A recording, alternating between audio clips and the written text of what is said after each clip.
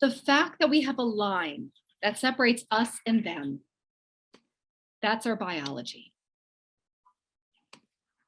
What defines the us and the them? That's a product of our culture, our society, and our life experiences. Who is the us? Who is the them?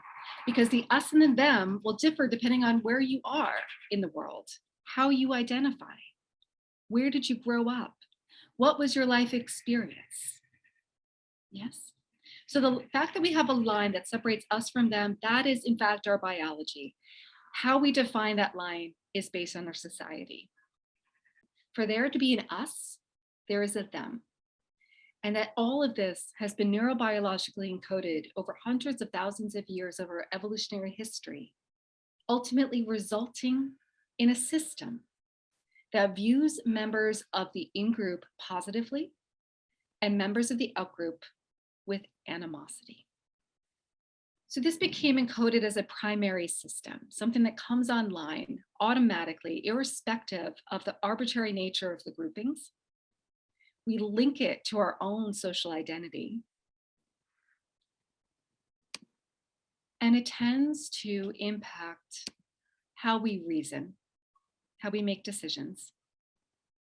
It tends to impact how we empathize with others. And it tends to impact what we will term as racial resentment, racial animosity towards outgroup members, sexism, ideas of social significance, or the perceived value or self-worth of your group vis-a-vis others. It impacts your just worldview, your idea that the world is fair and just. Is it? Okay, so this is around moving the boundary. So some groups are like, all right, we're going to remove all of the categories. But what generally happens is something of a void. Right? Are we neurobiologically oriented to create a line that divides us from them? Yes. So this doesn't tend to work. We will just sort of revert right back to here. Yeah. Okay. Some people have talked about recategorization. We are all one human species, right?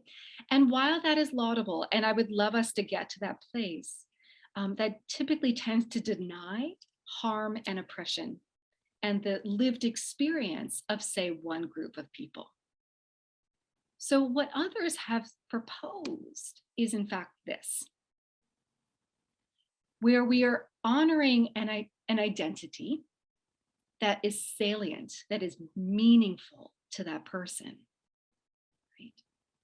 While simultaneously creating a superordinate identity.